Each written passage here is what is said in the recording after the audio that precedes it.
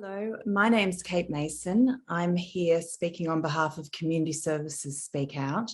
We're a group of welfare workers who are raising concerns about COVID-19 measures, government COVID-19 measures and its effects on our vulnerable communities. Today, I'm delighted to have Julieanne here with us. Julieanne worked in the Child and Family Services. If we can just hand over to you to introduce yourself, Julieanne. Hi, Kate. How are you going? Pleasure to be here. So can you please explain the work you were doing? Yes, so until recently, just been working with families through intervention service. So we were working with families that have been through lots of adversities and so subsequently traumatised. So, and that would not only affect themselves, but affect, their family, their children, and the concerns, some of the concerns that we were working with was around domestic violence, drugs and alcohol, generational trauma, which was a really big one that we saw a lot. And that sort of trauma then impacted greatly on their ability to be able to connect not only with their family but the community. So that would be socially, emotionally, professionally, and seeing that impact on them had an adverse reaction on their children, and that's why we were there. And what sort of assistance, how were you assisting the families? So some of the assistance that we provided was around psychoeducation. Mm-hmm. So we had a lot of programs that we would deliver with them in their homes, also that we could also connect them with community programs as well that specialised in different areas. So if it was around drug and alcohol, they had a lot of programs in the communities, and that was across the coast, which is quite a large area and quite a diverse range as well. So the program, when I first started there 3 years ago, did have a criteria of children needed to be or the youngest child needed to be between the ages of 0 and 7.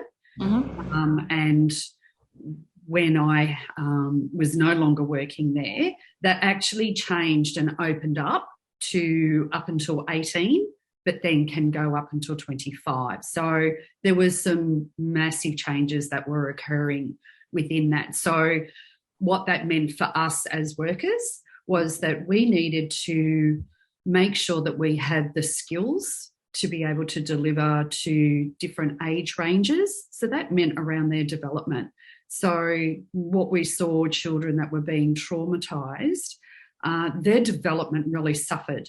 So we had to approach that very sensitively, but we also had to approach that in a way that they could take on that information and be able to grow within that information. So that skill set was quite diverse, and we had to learn within that as well, because as we know, environmentally and politically, a lot of those things change. So we really had to be flexible with that. Absolutely. So a really high level of skill, because you have to work in lots of different ways. Absolutely. Yeah. And what was the ultimate aim of the service that you were offering? What were you trying to do?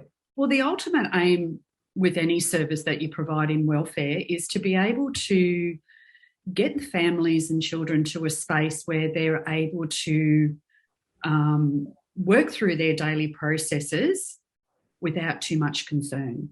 Mm-hmm. So what we saw, especially around mental health, it's not a disability as such that they're unable to parent or they're unable to care for their children. Sometimes they just needed a little bit of help, and don't we all sometimes? Mm-hmm. But sometimes these concerns go on for a long period of time and they can transfer into other areas. So one could actually affect another.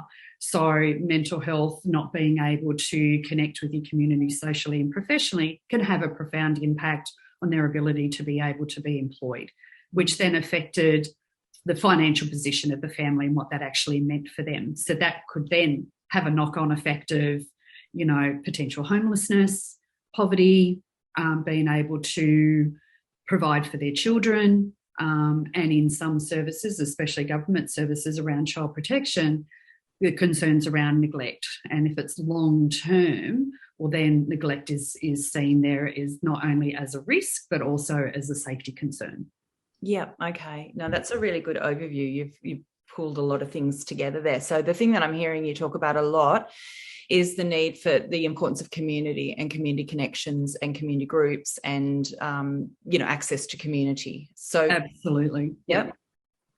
Yeah. So can you talk a bit more about that, why that's important, why being around other people and being a supportive community is important? Of course. So what I heard a lot around, especially women, and this is not a gender specific thing. I've worked with single dads as well, and I've also worked with couples. So, but what we did see a lot of was that there were a lot of single mums. So what we would get feedback from them is around them feeling quite alone and isolated. And when you put on top of that mental health issues, the depression and anxiety comes in, and that actually feeds around that narrative of I'm on my own, no one understands what I'm going through. So to be able to connect with someone, and I just want to point out to being a worker in that industry, going into someone's home is an absolute privilege to be able to get to that position, and having a family or a parent or a carer allowing you to come into your home is such a wonderful thing to be able to do that. So that's kind of step number one. So you're kind of breaking that isolation right there.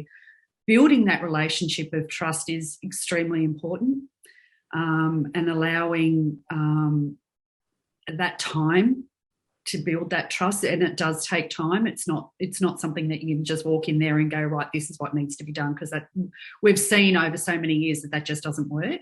So building that relationship is very, very important. And then being able to identify with that carer or parent that there's a specialised area, and we need to know professionally where our boundaries are, and where we may then need to refer to another service. And for that parent or carer to be able to trust you to go to another service and be able to connect to that service is really, really crucial and important for that repair long term, and to be able to strengthen that parent or carer, not only for themselves but for their children. And what we've seen is when you're able to do that and it works well, and still connecting them to community, they're able to do that themselves. So when we do back out, the program that I was in was able to work with families for up to 2 years. We didn't have to do it for up to 2 years because sometimes we could see that things were moving along really well. So we were able to back out a little bit and allow them just to be able to do that themselves. So, and that's the end goal. The end goal is to be able to strengthen their resolve. The end goal is to be able to educate them on where they can go. So when they're able to see that themselves, they're able to connect to their own community without a service involvement. So you've really spelt out very clearly the importance of the trusting relationship between, the worker and the person whose home, the person you're working with, and that is the linchpin of being able to do the good work. Absolutely. And that advocacy is really, really strong because it provides to the families the ability of choice. So when you're talking to them about some of the things that you can help with, at the end of the day, we're a voluntary service. So to be able to work with that family and allow them to have that choice to strengthen what they want for themselves in their future is very, very important, because they run it. They run what they want for themselves. And if they feel that they're doing it for you or someone else, it's not going to work. If you're doing things for someone else, it's not going to work. So if you're able to work with them, educate them, build that advocacy and trust, well then long term it's so much more beneficial that they're not relying on services. They can do that themselves. Okay. Yes, absolutely. So you were in the industry during lockdowns and, other measures, other COVID-19 measures. What were you seeing any impacts on the communities that you're working with? Well, that's there's a bit of a sort of duality there. So when the lockdowns first happened, there was a lot of confusion within services and what that actually meant for services in terms of delivery. So And because there was so much fear out there, could we go out? Were the families allowing us into their home? What were the risks? What were the safety concerns? So what we had to work closely with sometimes was around child protection. So we do actually, well, the program that I worked for did have a criteria that we had to meet. That was part of our funding, and that was that we needed to actually see the families. We needed to be able to cite the children and make that decision on whether there was a risk or whether there was a safety concern. So when the lockdowns happened, the confusion was, what are we supposed to do and how are we supposed to still deliver? How can we keep those families still safe? So we had to have lots of discussions around that, not only for ourselves, but what did that discussion look like for those families? How are we going to be respectful, but also ensuring that safety and minimising that risk? So we had to do a lot of thinking outside the box. We had to do a lot of how are we going to deliver it in terms of safety? Who do we go to make sure that people are safe and we're safe too? So a lot of that feedback was coming through, our federal and state government, whichever way you want to look at it. And the concern was, how was that going to be delivered and what was that language going to look like? It did take a lot of time. And when you're working in that industry, you're working with very vulnerable people, and there is an anxiety that comes with that. So how are we still going to remain respectful for our families? So we found that we were calling them a lot to making sure that, they knew that we were still there, that they could still rely on us. So that was one thing. But then I noticed even for workers too, what was that anxiety like, especially when we were working? There may have been times in times of crisis, and that was a crisis. So you got families in crisis, then you got the COVID crisis on top of that. It was very, very multi-layered in how that was going to affect the families. And how are we going to approach that? How are we going to deal with that? So there was lots of confusion, Kate. There wasn't a one-size-fits-all, most definitely not. And we had to work closely with community services around what that actually meant. It did take a long time. It wasn't something that sat very easy. It was very uncomfortable. Did you stay visiting the families, or they did it remotely? We had to do a lot remotely. We had to do a lot of safety assessments based on what we knew, what we could hear, not necessarily what we could see. And that in itself comes risk. And when you're working with families that have got mental health concerns, especially around depression and anxiety, there was lots of suicide ideation. There was also lots of domestic violence and lots of drug and alcohol dependency. So building through this time, growing through this time, or it's very hard to say because we weren't on the ground to see, but we had knowledge of. So when you're working with the knowledge of, you know that there's a risk. And because that's why they're working with a service. And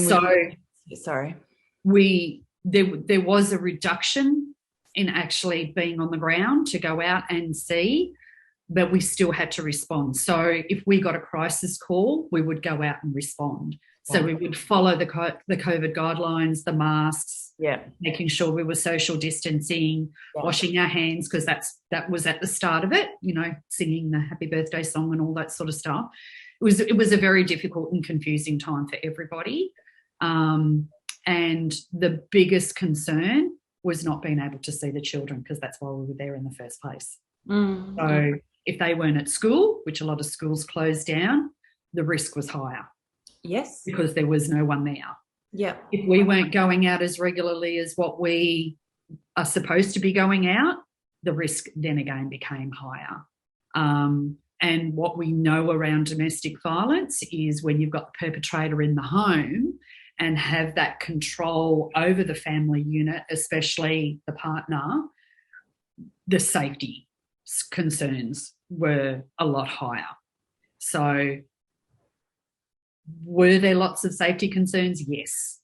Could we prove it? No, because we weren't there. That was the risk. Yeah.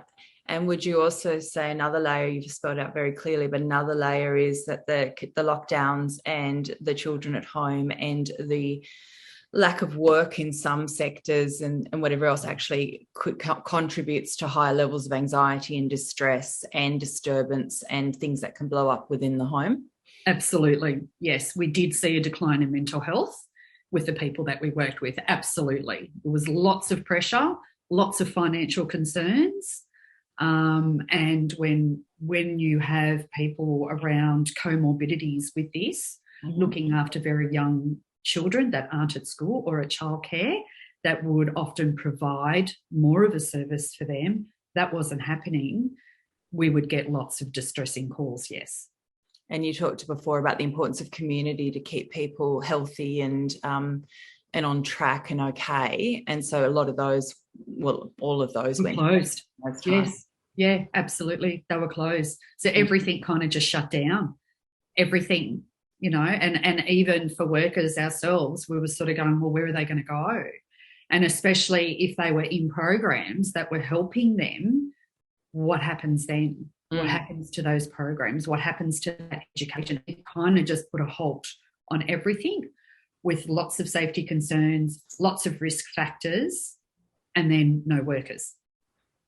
Yeah, okay.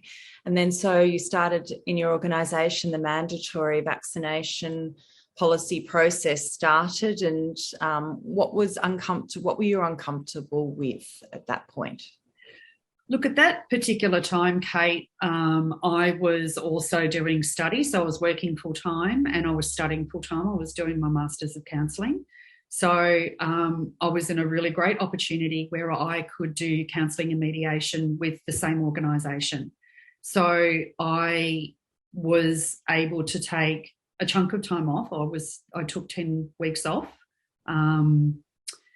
without pay, and I was doing my placement.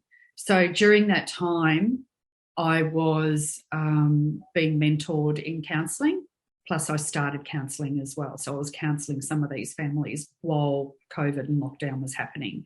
So I was listening to a lot of concerns. I was listening to a lot of high anxiety and depression around that as well. When the information had come through around the dates of mandatory vaccinations, and the concern, and also too, I will say I was going through a university, so I was doing online, and that mandatory vaccination also had a knock-on effect to my studies, and they had made the decision that during placement I needed to be vaccinated as well. So the dates had come through, which was coming towards the end of my placement. I was working with a couple of families, children and adults, and then I was told I could if I was not vaccinated, I could no longer see my clients. That was it. So there was no warning. It was like, well, if you're not vaccinated, you know, you cannot come into the office as of this date. And I said, we were introducing telehealth. We had the ability to do telehealth, and we had the ability to ask our clients if they would like, or if they felt more comfortable, to have the option to come into the office or telehealth. So the facility was there, and we had the ability to be able to do that. So I was then told that if I was not vaccinated by this date, I could no longer come into the office, not only to work, but to counsel. And I was unable to tell any of my clients what was happening. So my concern, Kate, not only did it affect me morally, but ethically around counselling when you're dealing with high risk, which is anxiety and depression, to cut off a counselling service, ethically, you don't do that. And that's exactly what happened. So if I was not going to be vaccinated by the 25th of October, you no longer come into the office and you no longer speak to your clients. I was also prevented from speaking to my colleagues. I received an email saying that this was a private and confidential matter, and I was not allowed to speak to any of my colleagues at work around what was happening. I was just no longer allowed into the office. That was it. I was given the code of conduct policy around whistleblowing, and was I'm trying to be very careful of my language here, Kate. Yeah. In that policy had the information around litigious actions against the organisation if I broke any code of conduct. So I was there one day, I wasn't there the next, and I wasn't allowed to speak to any of my clients, and I wasn't allowed to speak to any of my colleagues. That was it. So I was stood down, and that went on for 5 weeks. We had a consultation, which was over Zoom, through the whole organisation. We were told there will not be a comment section in there. There were 4 speakers in varying degrees of position within the organisation. We were given the policy. We were explained about the policy. We were told that the policy will be enforced, and although the policy will be enforced, there will be a choice on our actions, and there will be consequences for that. That's how it was delivered. We are given a choice, and every choice will have a consequence. So then when we asked what that consequence was, we were then told that we could speak to HR. There will be a process. We will be given a date by the first vaccinations. We will be given a date by the second vaccinations, and up until that second vaccination date, if there has been no information given to our HR around our vaccination status, we will be terminated. We were given the option of if we had a contraindication, that will be discussed, and if it was accepted by health as a contraindication, it would be immediately accepted.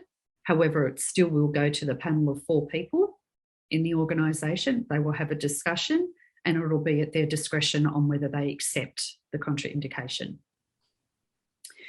If we were given a short time frame of, if we were having difficulties in getting vaccinated, then we will be given a flexibility and time frame. But that would only go so far as well.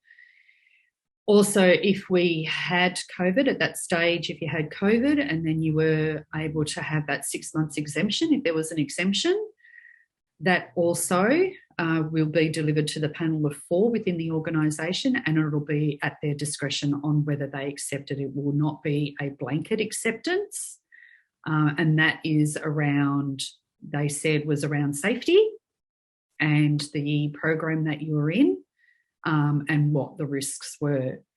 I did have a copy. There was an opt-out policy that you could sign right at the beginning of the whole COVID pandemic, and you were given an option at that point of being vaccinated or having an option to opt out at your own risk. And then you would be going through a process of a risk assessment based on the program that you're in and how they could minimise that risk. At that stage, when the mandatory vaccinations came in, that was pulled off as an option and was no longer available. The risk assessments were still there. However, they had changed to include COVID and what the risks were, and also approached the level of what that risk and what people around and coordinators and program managers or people in your workplace had to do to minimise that safety, and you had to be well aware of what that was. But my knowledge around that was if it was a contraindication, it was instantly accepted. If it was an exemption, it wasn't a blanket acceptance. It had to go to the panel. And because we weren't allowed to discuss it, I don't know whether any exemptions to this day have been accepted. Okay. Can I ask why were you concerned? Why didn't you go and get vaccinated and go along with it at that time? Okay, so the concern for me, Kate, was I do have a diagnosis, and I am immunocompromised. I am under a specialist, and I have been for the past over 3 years now. And I see that specialist 3 to 4 times a year to monitor that. I did put a call out to him, and I had a consult with him around what that would mean in terms of vaccination, 1, efficacy, 2, would there be any health complications or adverse reactions for me? And what would that mean long term? Because what we do know now is, there's not 1 vaccination, there's 2, and then there's boosters.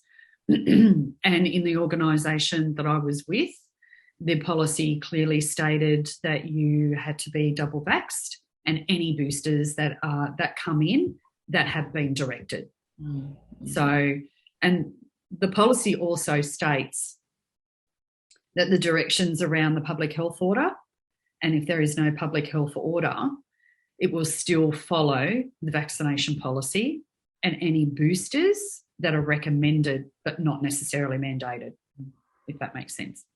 Yep. So my concern, 1, the efficacy of what that vaccine would mean for me, and 2, would there be any health complications or any adverse reactions? So when I spoke to my specialist about that, his answer to me was, I don't know. And I was quite taken aback by that, because I kind of just went, like, what do you mean you don't know? And Kate, what we do know about the vaccines, that they're in their trials, and that trial means we don't know what those adverse reactions are going to be.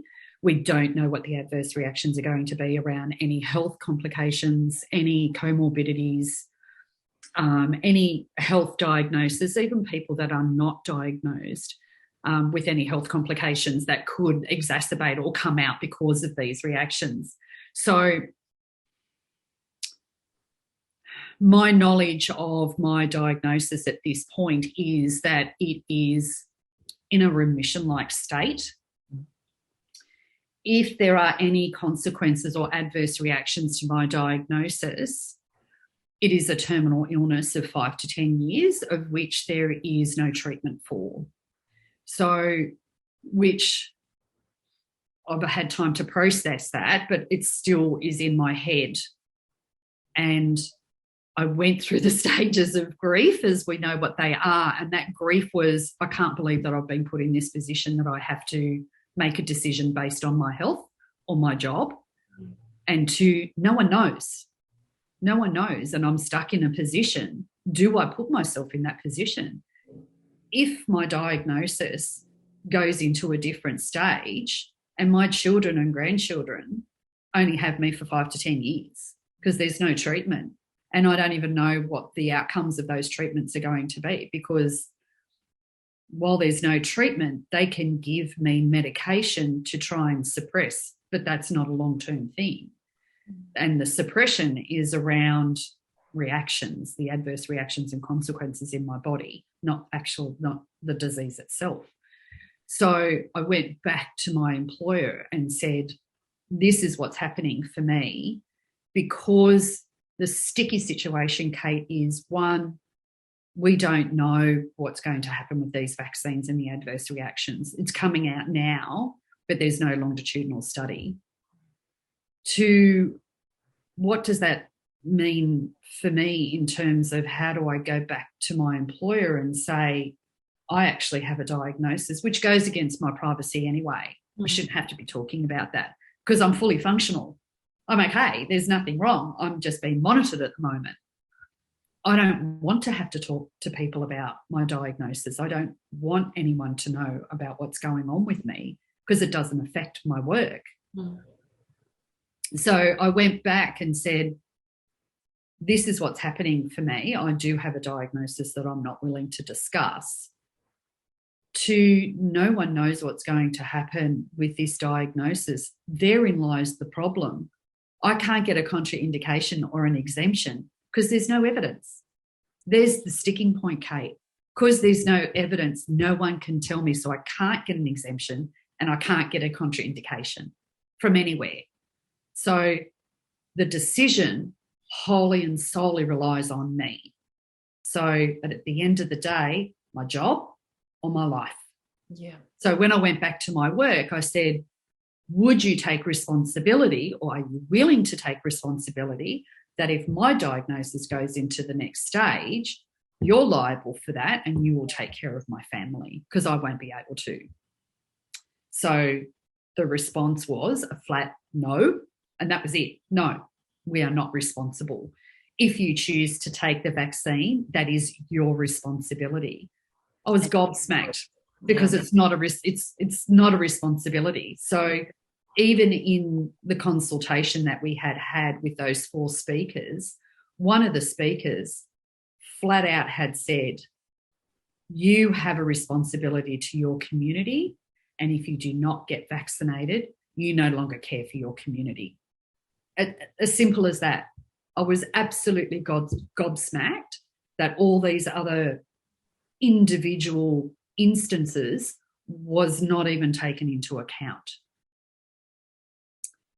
So one, I was grappling with, what do I do?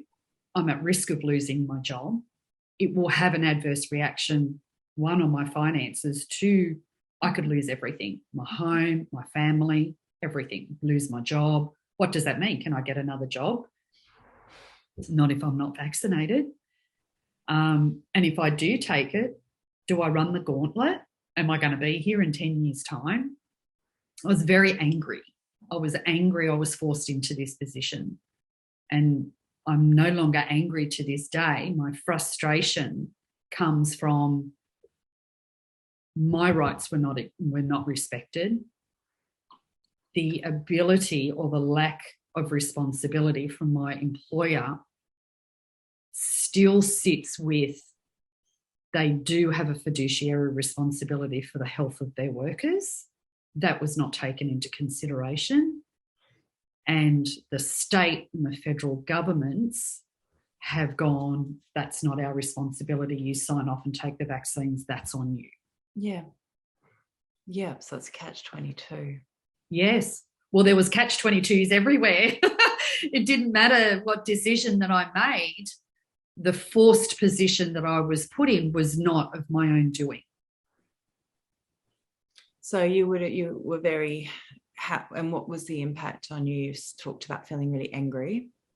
Yeah, so the impact was, what does that mean for me long term? I've never not worked, Kate. So for over 40 years, I have worked always. And in some instances, for about 10 years, I had 2 jobs. So I have a great foundation of moral and ethical foundation and responsibility for my community and the skill set that I have, that I'm able to help within my community. I have a love of my community and a love for the vulnerable people in our community. That has not stopped. Yeah. So when I say I'm not frustrated and angry anymore around my employment. I'm frustrated and angry that I have so much wealth of knowledge, information and skill that I constantly feel rejected from my community, that I cannot help them anymore. Yeah, absolutely. What would you say? Well, firstly, I can hear that choice is really important to you. You've really pointed out, choice for clients, and that's really important, that people, when you're working with them and working with anyone really, that they have a sense that this is up to them. they're in the driving seat, and you're assisting and helping and bringing their vision to fruition. Really, it's not about you and what you think they should do as a worker. That's not the aim of the work. So even if you had stayed in the industry, in the welfare industry, there's a push within the welfare industry to get your clients vaccinated as well, isn't there? And there's programs and there's funding, and then there's, I just saw something yesterday where young people are given $1,000 off work development orders if they get vaccinated and go to these vaccination hubs, and the youth workers let their young people that they work with, who are generally the more vulnerable young people, know about it. So there's this pressure from the welfare industry. Is one of the areas where we're instructed in some way to encourage people and our clients to get vaccinated. So I can't imagine that would have sat well with you anyway, regardless of what you decided to do yourself, that there would be that implication for your clients.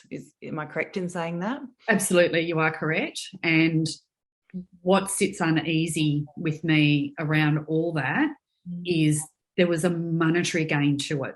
So you get vaccinated, there's a monetary gain to it. To me, that smacks of so many different wrong levels of everything. Because if you're appealing to someone around education, there's not a monetary gain to it. It's around educating, it's around having that knowledge, and it's around making that choice for yourself of what you feel is right for you, not you're going to get some monetary gain out of this. Yeah, absolutely. I just feel that is so wrong. It's coercion. I feel it's coercion. And I mean, I want to say the word bribery because that's how it exchange hands, doesn't it? And I kind of feel that there's a malicious intent to it, and there's an evilness to it. You shouldn't have to be throwing money at things to try and convince people that it's the right thing to do.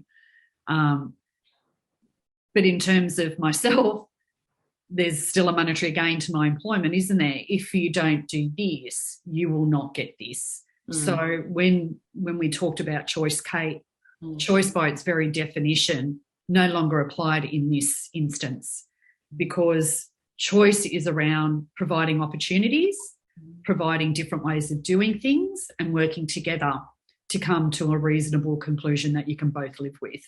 This did not happen at all in my employment, and is not happening in our community. If we're trying to throw money at people to make them feel good about their choices, well, then it's not a choice. It's coercing someone with a monetary gain. So that in itself means that is not a genuine choice. I feel in terms of my employment, that choice wasn't around that. It was a decision that I had to make based on someone else's, their decision. So their decision had a consequence to me. I still speak to people to this day who will still talk at me and say, oh, well, that was your choice. Again, it, by its very definition, was not a choice. I had to react to a decision that someone else made. That's a very... that reaction has had massive consequences for me. Massive consequences. Your choice to get vaccinated or be unemployed. Absolutely. And alongside of that, the coldness that came with my employers, but also because we're in the welfare industry, inherently we have this empathy for the people that we work with, because sometimes they're in a position that they didn't ask to be in. We know that. We know this to be true, and we work alongside that. The situation I found myself in is some of my colleagues didn't have that empathy, and I have to say not one person asked me why I would not get vaccinated. Didn't even come up. Not one person said to me, I know that this is happening. Talk to me more about that. Our industry in welfare, we talk so much about curiosity. Be curious, ask the questions. You'll find so much more organic material and conversations and discussions when you are curious. Not one person was curious about my position.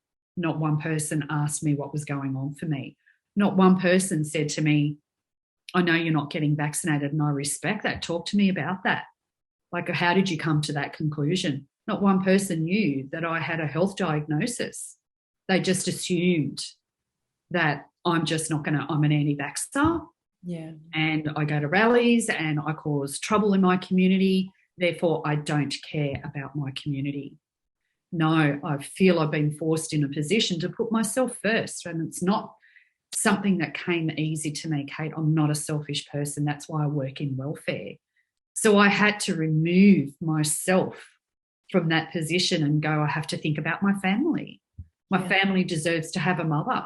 My grandchild deserves to have a grandmother. That's not a situation people should be in. That's not inherently who we are as people. We are supposed to be working as communities. We are supposed to be respecting people's choices, even when it's not a choice. Still respect it, educate it, be curious. That is the foundation of welfare. Be curious and be respectful. Yeah, that's really well said.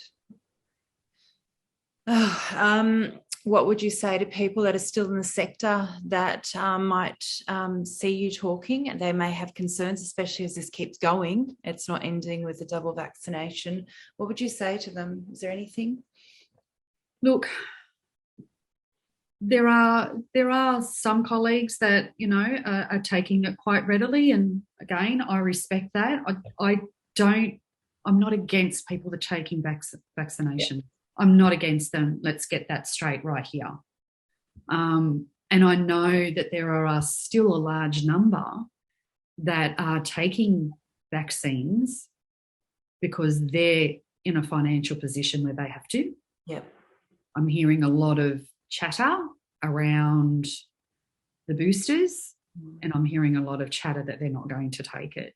You're going to see another chunk of our society and our welfare sector, health sector, whatever you want to call it now, that may not take those boosters, that those programs are on the precipice of not being able to deliver to their community. Yeah. It is a very, very high risk that they won't be able to, because I'm in a position that I'm in and I'm still looking for employment. I see a lot of jobs out there in welfare that they cannot fill.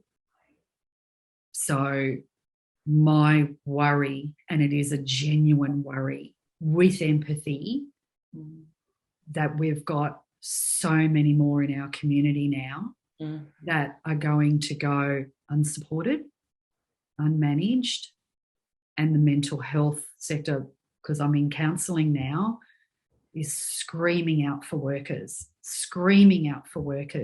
because it's not just those vulnerable families anymore. Yeah. Everyday families. COVID has touched every facet of our lives. Yeah. And our children are suffering because of the school, the pressure that they're under, the schooling that they've missed, the socialising that they've missed, the recreation that they've missed, and how they've got to come back from that. It's difficult and it's hard. Yeah. And again, I can't help them. I'm forced into a position where I can't. Well, you're also being put in a position where you become one of those families that are vulnerable because you can't find employment. Absolutely, Kate. And a lot of people like that, not just, that's what happened to a lot. We now have a lot more families that are more vulnerable. Absolutely. And I will share a little bit of my personal self. I've had to go to my local community centre and ask for support with my electricity bill. I haven't had to do that for a great number of years since I've been employed. Yeah. So I was in a position over 15 years ago where I had to go through that. Yeah. That's why I have this knowledge. This is why I have a skill set that you can't learn other than go through it yourself. Yeah. I know what it's like. I know how hard it is to reach out and to ask for help. It's a humbling experience. It's embarrassing. It comes with a lot of shame. It's not an easy thing to do. Yeah. Because I know that I can work. I want to work. I'm highly skilled and I have transferable skills. And I'm prevented from working. So I'm now forced in a position of unemployment and on the brink of financial crisis. Yeah. it's not an easy position to be in. No, and it must be incredibly difficult going to the services that you used to be an employee. I'm not saying you worked at your neighbourhood centre, but that's the sector you worked in. You're allowed to go there as a client needing assistance, but you can't be a worker in there because it's correct. strict. Yeah, and we used to, as a worker, we work very, very closely with our community centres because they provide such wonderful programs, and a lot of them are volunteers. Yeah. They're there because they want to be there. Beautiful people, absolutely beautiful. Also in a position where they need to be vaccinated as well. So a lot of our community centres were also on the brink of not being able to be operational. Yes. Yeah. So this is where we are today. And it's a very precarious position for a lot of people. A lot of families are struggling out there. Not only financial, they're struggling emotionally, they're struggling socially, professionally, psychologically. There's lots and lots of... There's a lot of suffering. Absolutely. Yeah, and it's palpable. You can go out, you can go into your community and take a walk and you can see it. And the divide and the division and the anger and the hatred and everything that's been stirred up amongst family. Family members have been torn apart by this. And it seems very deliberate. I mean, as you're talking about with your workers, your colleagues not asking you, it's because the rhetoric around who you were and what you are was so firmly spelt out to everybody. I'm not talking you personally, but anyone that questioned even the vaccinations was an anti-vaxxer, selfish, as you've said. That rhetoric was so strong that people couldn't even find the capacity to ask you about your particular circumstances, which were very personal to you and very valid. And I've heard it many times being said that's why a lot of people I've spoken to, that was their concern. Their own health and what they knew about their own health and how hard they had to work on their own health prior to these vaccinations coming in, and the potential consequences of their life, and what that means for them. It's a highly personal and private decision, and needs to be a reasoned choice, or a reason. You need to have the capacity to think it through for yourself. Absolutely. Very clearly stated. You've really clearly explained that. So I just want to thank you for explaining everything so clearly. You've given people who don't understand the welfare sector a very clear understanding of all the interconnections and how it works, and plus your own circumstances. So thank you for bringing that clarity. You've so obviously highly skilled, and as you said, because you've had your own experiences of needing assistance at different times in your life, as to have many of people that work in the welfare industry. It's one of the reasons many of us go into the welfare industry, is because we don't look at it as, those people over there and us. We actually feel like we are all together, and that if given a number of factors or enough factors that come together, we all can become very vulnerable. Absolutely. It's very easy to become really vulnerable, and it's getting easier and easier because they are creating the conditions for increased and enhanced vulnerability. Absolutely. I remember when I first started off in welfare, there was a gentleman that I worked with, very, very humbling man, very knowledgeable, very black and white, with a very dry sense of humour, which helped. Very, very easily said, Julie, the difference between us and the people that we work with are one or two decisions that may have gone wrong. Yeah. That stayed with me all the way through, and I remained humble within that. But the difference, Kate, was I always thought that the difference was that person that we worked with, it was their decisions that had that consequence. That has changed my thinking now, because I'm now in this position not through my decisions. Yeah. I had to react to someone else's decisions that they wanted for me as a worker. And it was bringing the personal into the professional. Mm. The lines were very skewed. Mm. but the responsibility and the accountability was no longer there. There were no boundaries anymore. It was your decision, you make it, however the consequences are on you. Yeah, it's complete overreach into Absolutely. your own. Yes. Yeah. So it very much has changed my thinking around external circumstances. May not have been your choice. You're just there now in it. Yeah. Yeah. Very different delivery for me now. Yeah. Yeah. Okay, well, I just want to say thank you very much for your time, and wish you, of course, all the best with the next steps. And very sorry this has happened to you, as has happened to many people within the industry and other industries as well. So thank you very much. You're welcome. Okay.